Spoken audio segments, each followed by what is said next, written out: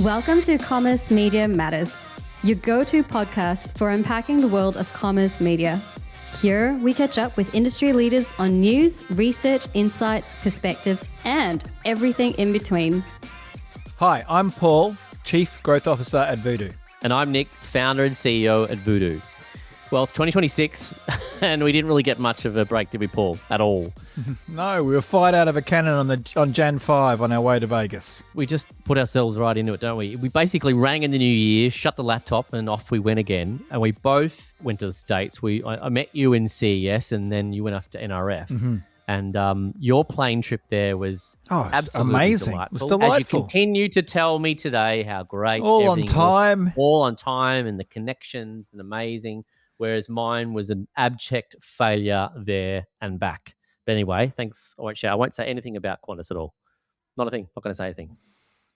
No, the best part was when you got there and the hotel, the Vidara, was doing a system reboot and couldn't check you into your room, just to add insult to injury. 1:30 in the morning, they made me wait for 40 minutes to check in. I was actually I reckon I was pretty polite. I could have gone worse. I think I ended up having 3 hours sleep. The things founders do. Exactly. So yeah, look, we got straight into it as we usually do, and all jokes aside and unusual travel and whatever, it was amazing to be on the ground there. I'm not usually a big fan of Vegas, as you know. I've had to spend quite a lot of time there. I reckon it's a 1 night, 2 day kind of thing, but we were there for quite a while. But this time it was pretty cool. This time I saw it in a different light, I must admit. The advertising side, the ad tech spaces and commerce media and retail media really kind of took on this new life while CES going on. I think to most consumers, it's all about new phones and cars and gadgets and widgets. Of course, they don't know that there's a massive, big advertising, ad tech, commerce now, retail media and commerce media play on the side of that. And that's really where we kind of threw ourselves into, right? Yeah, and it was really a baptism of fire, I think, for our Australian listeners. We're sort of easing into the year in January, and we're still at the beach, and we're coming back from holidays. There's still the school holidays, whereas America's had Thanksgiving, they've stopped for Christmas, and they're into it. And what I really liked about CES was everybody was there, and everybody was like, okay, it's time to get off to the races and start moving on the deals that we've talked about prior to Christmas and prior to Thanksgiving, and they're really wanting to put pedal to the metal. And so when I say we were fired out of a cannon, everybody is. And it's a real jump start to the ad tech industry, CES on the 5th of January. Yeah, absolutely. I think it was very action orientated. And I feel like everyone, as you said, was there to make things happen. A lot of decision makers. We saw lots of senior execs from all areas of the industry in town. We certainly had some FaceTime with quite a few of them. It was a great energy, which is it's a different feel to Vegas that I've been there before. I didn't stay. I did my time in Vegas and then I shot off. But you then went on to New York, cold, freezing, but sunny. And you managed to get out in there and kept running, didn't you? I kept running, both figuratively and physically. CES was all the ad tech industry. I was there for a couple of days with NRF. I was blown away by the scale of NRF with all the big retail media guys there, all the big retailers, huge scale at the Jarvis Center. And retail media was really a big discussion. It was nice to see agentic commerce and really get to understand where the AI companies are going there. It was great to see even like holographic point of sale. Wow. The real future of where retail is heading. There was actual robots walking around, able to take orders. It was super cool stuff. I really kind of want to unpack that. You were fortunate enough to be there and I wasn't, so I want to know more. Let's start, though, where we both were at. Let's get into CES. My first time there, your first time there. And yes, you kind of know it from being a big consumer and show about the latest cars and batteries and gadgets and phones and everything else. I think there's lots of humanoid robots and things like that. But on the side of that, which which is this massive advertising ad tech space, that it was kind of firing across 2 or 3 of the hotels, which seemed to be packed out with different sessions. Everyone's moving at a really fast pace. Everyone's really kind of like throwing themselves back into it. A lot of decision makers, and obviously a lot to do with like what's going on with AI from an advertising perspective, what's happening in streaming, CTV, and lots of decision makers moving to to like, let's start rolling it out. Let's get this moving this year. That's what I felt like. You didn't have a lot of time. You had 20 minutes, half an hour.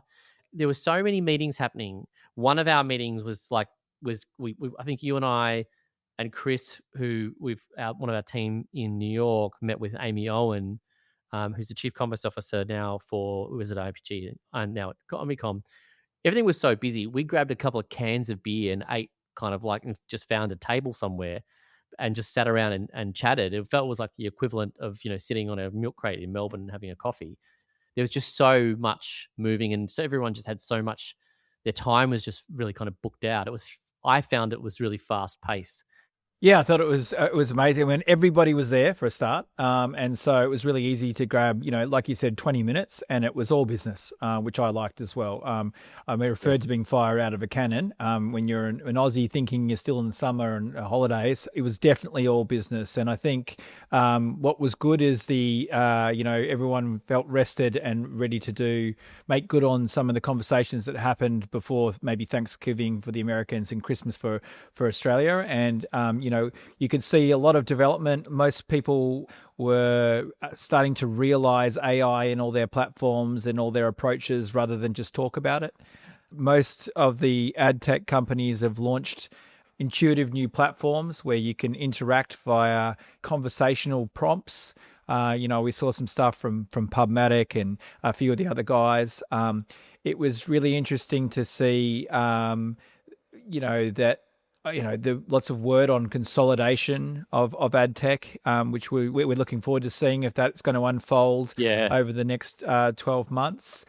There was a lot of, chat around CTV, and of course all the big TV guys, the Samsung Ags guys were there showing off new hardware, but also new opportunities for advertising with that hardware. So it was super cool. It was really impressive. So with the conversation, because we weren't in all the same meetings at the same time, of course, we were kind of like divide and conquer. Mm-hmm. What stood out to you as some of the themes that you were picking up on? The role of creative and creative execution in the ad tech ecosystem. In previous conferences like that, it was around, the pipes and the technology and connecting those and getting them to flow. But the role of creative now through those pipes. So it's not just the technology, it's how you use it was kind of the big thing that came about. And the end-to-end process of coming up with the creative hook and putting it through those pipes is probably a better way of saying it. The other part is the agencies. All the big agencies felt like, they spent the last, 18 months, a year, there's the big merger with Omnicom and IPG, and getting their thoughts right around things like commerce media and getting their teams right. And it really felt like, speaking to WPP, you mentioned Amy Owen over there as well, Sandy from WPP, it really felt like they've sort of got that as part of their operating rhythm now. And it's not a sort of add-on piece or a specialist team, that retail media is a part of the approach that they're looking at, which was really cool.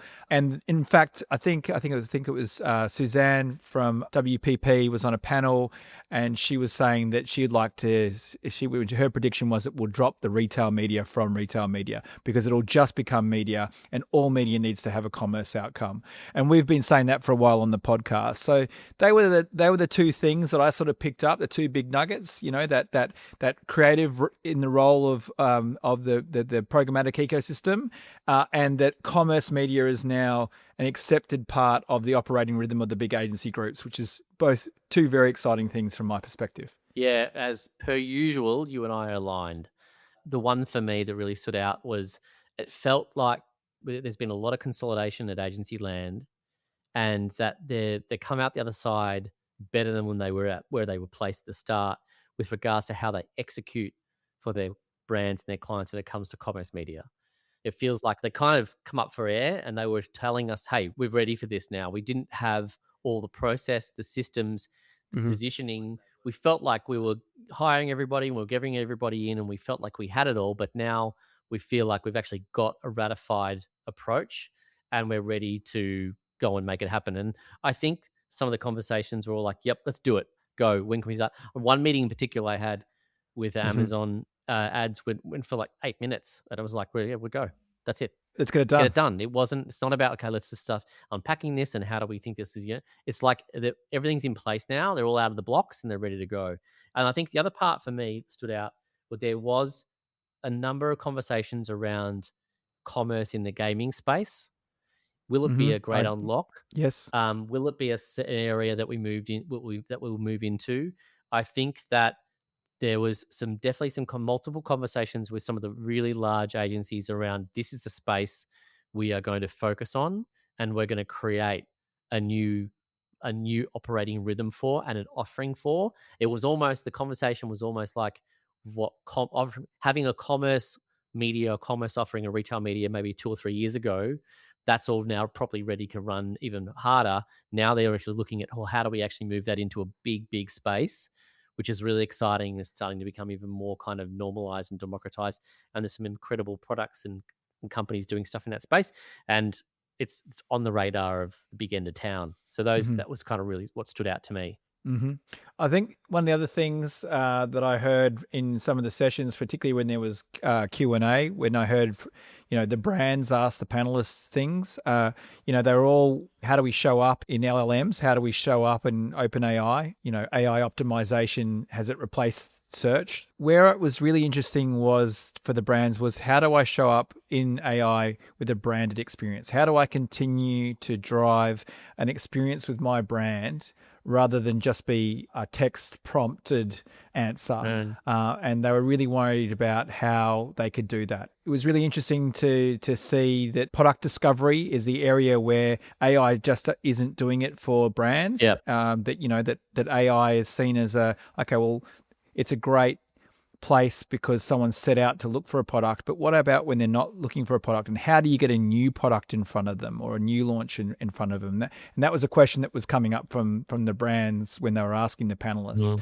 And I don't think many people have that answer. I think they probably focused on the advantages and the traffic gains that you can get from starting your journey in an LLM, and forgetting about the fact that you still need to show consumers new products and create a brand relationship with them before they're going to start prompting and asking questions. Yeah, that's a really good point. There was almost a palpable level of concern that, from brands, but also retailers who have gone through 20, 30 years of commerce and have built these massive platforms and have finally kind of got their things right over the last, say, 5, 6, 7 years. Now this whole new world, and they're seeing in real time what the data is telling them. There's some serious concern about, well, how do we show up? How are we going to be discovered if everything's happening inside there? It's not going to be one model, is there? There's going to be lots of them in different ways. There's going to be more and more of a role to play of professional services and, say, the agencies in guiding those brands in how to really position themselves and show up and provide a level of comfort to a lot of these brands and retailers. Some serious concern about, geez, what are we going to do here? What's around the corner? And I know I don't want to get too much into, like, maybe it's a great time to kind of segue into NRF, but from what you've told me, there's a lot of overlap with regards to what the concern is that we picked up at CES with what was clearly being discussed at NRF as well, right? Is that, how do we show up? Yeah, absolutely. Yeah, how do we show up? I mean, because these big retailers are also big advertisers themselves, and there was a lot of similarities. I mean, just staying on CES before we transition for one more point, I think most of the answer that people were saying is the importance of influencer marketing and the tribes that influencers are able to introduce to new brands because of the trust that they create with their particular audiences. So there was a lot said about influencer marketing being, something that's become even more important. And these influencers have got these huge scaled audiences now that absolutely trust them, and that they're tribe-like, they're fanatical. So the influencer marketing strategy and the ability for those guys to broadcast far and wide is a great way for product discovery. So that was kind of where CES ended for me. And then we jumped on 2 different planes. You went back home. I did.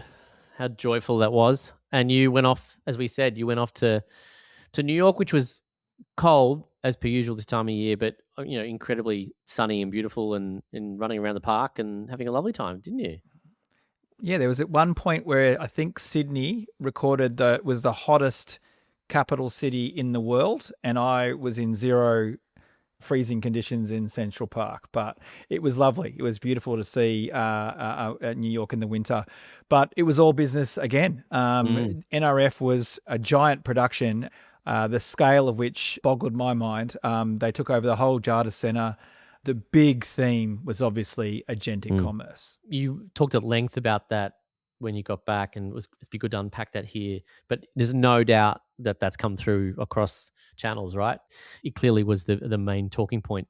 But I don't want to steal your thunder, but I think also there was some really interesting angles which you talked about, which is more, yes, agentic commerce is on everyone's lips and as everyone's talking about, but there was a sense of reality of what's actually involved about having bots talk to each other, right? You want to unpack that a bit more? Because I know that was really interesting what you told me.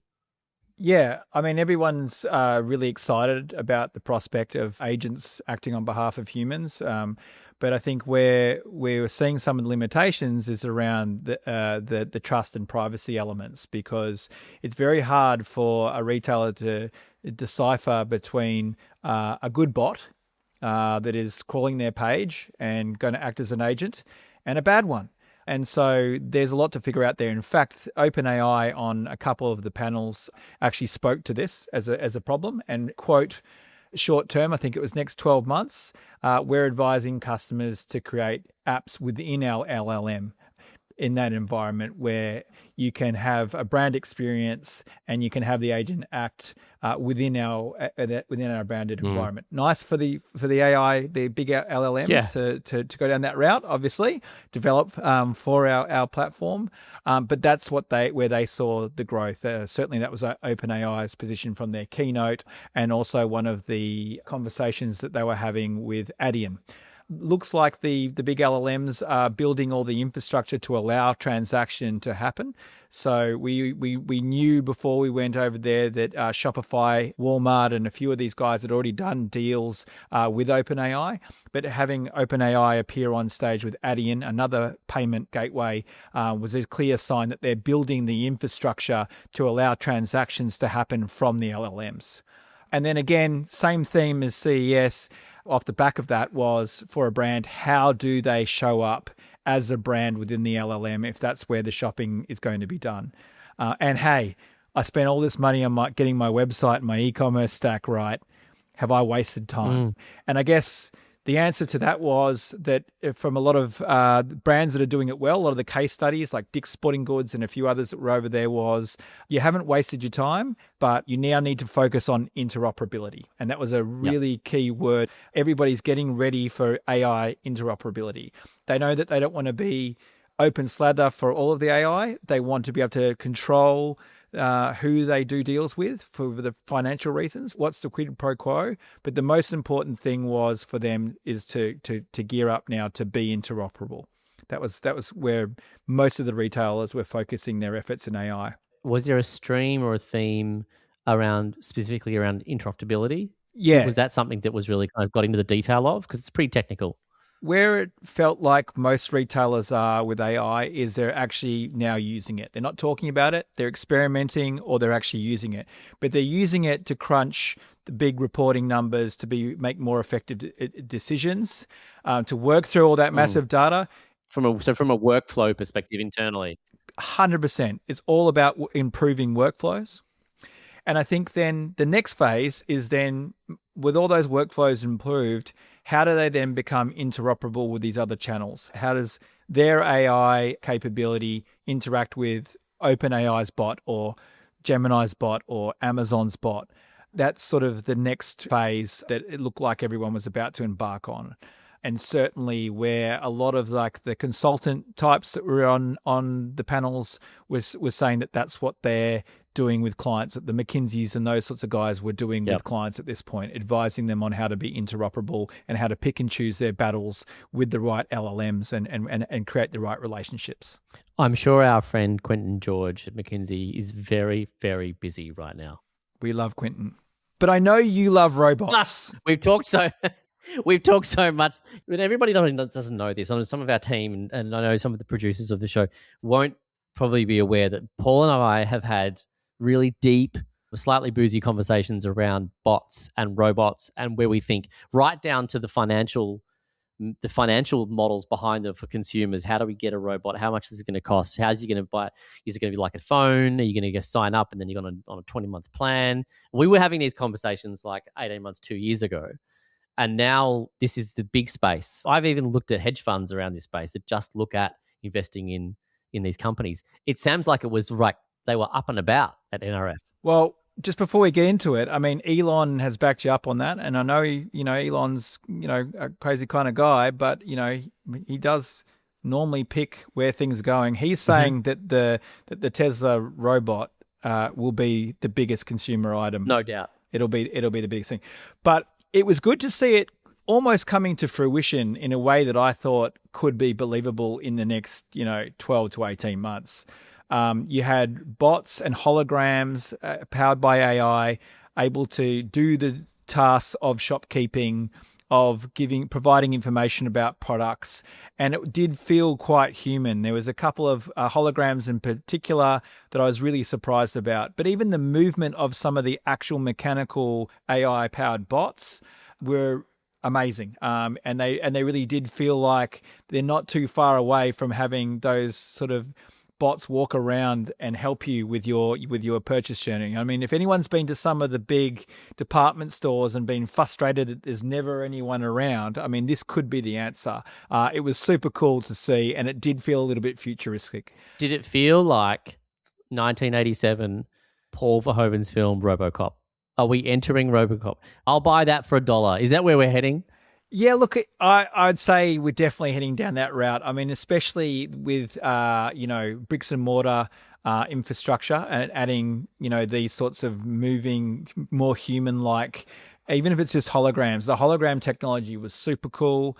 Some of it could play off screens that could double up as, advertising spaces, so in-store media. And then as soon as someone walked past and asked it a question, it was able to quickly send them the right information, show examples, and did it in a really human-like way, which is super cool. And it was quite intuitive. Straight after I had a go, some Spanish-speaking people came through, and it didn't miss a beat. It went straight into Spanish, and then back to English again, and then obviously some Australian, which is slightly different to English. Yeah.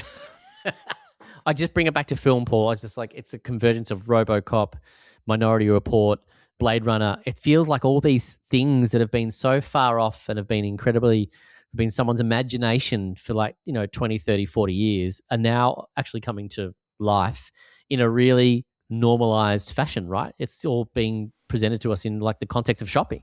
100%. And in real life user cases, you could see them working. I mean, I'm not aware of the expense of some of these new things and screens and whether that will be a limitation, but they looked fit for purpose from my perspective, from a consumer's perspective. Whether the sums add up in terms of the costs is another matter. But, just even the advancements in the point of sale screens that were powered by AI, even the payment capabilities. I had to go through the Amazon shop where you don't even have to pay. You just walk out and it pays for it through your Amazon account. That was super cool, although I see that consumers haven't really adopted that. No, they haven't really adopted it, but you could probably see it coming in the near future. But yeah, it was a little bit like Back to the Future, the Jaws 20 or whatever they were showing at the cinema, and the hologram comes out and the shark and actually eats you. There was a bit of those sorts of screens going on, but used in a kind of actual commercial way. Like you could actually see the product, play with the product. You could sort of walk through it. So it means that it could turn spaces that are just hallways into interesting interactions with products and brands and other bits and pieces. So I was quite surprised by the actual physical nature of the technology that was at NRF. From a retail media perspective, most of the retail media team told me that last year was the year of retail media, that this year it was the year of agentic, but retail media could not be ignored. You had a few of the big guys there, including Amazon, showing their retail media platform capabilities with Macy's. Yep. So that you could actually do sponsored listings on Macy's site using the Amazon stack. You could create ads and actually flow them all the way through to ADSP and onto the open web to do third-party advertising. So there were some really cool advances in the technology associated with retail media and how to at least show up digitally with some of those platforms, which was super cool to see. So, and I know Pubmatic, I know a few other people at CES and etc. announced similar propositions. You know, we saw the Zitcher guys with some of their advancements. So this year we should be able to see the ability to transact and do, you know, on-site retail media stuff combined with the off-net capability using data, and we should finally see that come to fruition. Yeah, which is a need, right? That's what it's just been, you know, we talked about it last year and the year before. Now it seems like it's quite tangible. Mm-hmm. A lot of these strategies that were, you know, you had a lot of the futuristic stuff going on at NRF and obviously off the back of CES, but at NRF, there was quite, as you're talking about, there's quite tangible strategies and mechanisms that, you know, are being offered, which is really exciting too, right? It shows you how much is going to change so very quickly. One of the other things I think that came out of the commerce media space and the retail media guys was the declines in traffic being felt by them as well, based off their traditional approach to search, because search has obviously been impacted by the journey being started in the LLMs. And so that's another reason why, you know, the off-net capabilities were being discussed at length, because, you know, these retail media businesses that have popped up over the last few years and had such massive growth are writing big numbers, but now delivering on the advertiser promise is challenged by the constraints of the inventory that they have, because even like premium publishers, they are now being affected at the top of the funnel with traffic coming to them in the first place. Well, Nick, I'll, you know, that's all, obviously, as I was in NRF, there's a lot of questions flying my way. I'm going to turn it back on you, you know, and we might, you know, sum up now. From what you saw at CES and, you know, obviously the report back you got from me on NRF, what do you think is the big thing that is going to happen in 2026, the big development in commerce media? I think that you're going to see a lot of pressure from the retail media networks to maintain the revenues and the margins. The margins will be tricky, but the revenues that they've been building over the last 5-6 years in retail media and commerce media, you're going to see a need to maintain. There's going to be a lot of pressure on that. And one of the key areas to do that is offsite. So I think products that offer strong offsite offerings, tangible ones they can turn on and deliver meaningful results and meaningful returns, that's really going to get up and running this year. We're going to see that, you know, Southern Hemisphere, Northern Hemisphere. We're going to see that running, definitely. The second one is, I think we're going to see agentic commerce or agentic and agents have been coming for about 18 months, 2 years or longer, and retailers have been wary of it because they know that there's something it's something new then, and they've invested heavily and they're being really cautious about it. I think the smart retailers won't go the full distance. What they'll do is they'll start building the underlying infrastructure to have the agent. So they'll start, okay, what is it that's needed? Regardless, let's not talk about where it's going to show up and where they're going to be. How do we actually get our products to the customer? What does that infrastructure look like from our stack outwards? And I think a lot of that work will start before they actually turn it on. I think this year we'll be building that, testing it. There's a lot of advice given by the AI companies. OpenAI said when asked what they can do as a brand now, it is make sure that your product feeds are readable by the bots. Make sure they're optimized and they've got all the information required. And that's a part of that interoperability theme that I mentioned before. Yeah. So you're spot on, Nick. I think that a lot of that groundwork with being interoperability and being prepared and cautiously testing to make sure, because there's a lot of data and proprietary data, and you know, we've seen what happens with Amazon, that commerce and behavior and shopping data is proprietary. And I think that a lot of retailers will be looking to these guys, go, hey, okay, we need to be prepared for it. Let's start building it, but let's be really cautious before we open the gate. So I think a lot of that will happen this year. I think that we'll start to see the small little movement around people and consumers shopping inside gaming. And I think it will be sparkles, maybe flints, dust of what we saw in 21, 22, dare I say, the word metaverse. But I think you're going to see little bits of that but are going to be driven from a need of brands to have their products show up in more places because they're losing traffic to their own e-com sites. And they're going to have to get ready for those consumers are inside. They're inside the LLMs, but they're also inside other places. And they're inside other places Other where they haven't really communities. stepped into before, other communities. And I think that's going to be a big unlock. And I think the big agencies are going to unlock that. I think by the end of the year, we're going to start to see some tangible kind of movement with regards to how consumers may be engaging with brands, but also transacting in some of these spaces. It won't be just the US leading this. I think that actually communities and markets outside the US will be pushing this more, have a lot more of adoption of it. But I know that's a kind of an out there prediction, but that's what I feel is going to happen, is we're going to start to see some of that. What's an educated prediction? I mean, we both met with Amazon in Japan, who are working with Bandai Namco around monetization within their gaming environment. And we see some exciting stuff happening in the US as well. I think from my perspective, it's that if they can get that interoperability working, all the retailers, I think then what it's going to show is the need to be omni-channel. And that is because, you still need discovery. You still need to be in search. You still need to be in social environments. And so the ability to be omni-channel and know the role of each channel. There's a really good case study of Dick's Sporting Goods where they knew that they were about giving the athlete the perfect athlete's journey. Right. And they had worked out what each channel did for the athlete.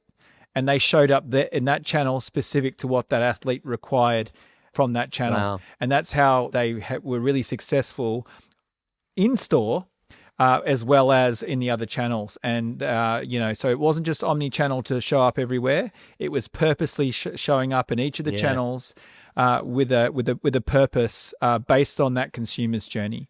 And so I think that's a really good case here, and hopefully we'll see a bit of that.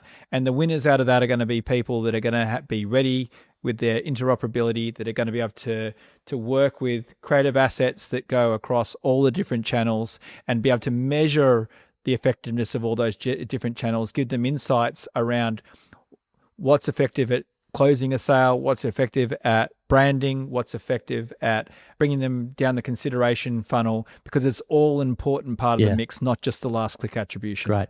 So 2026, big year.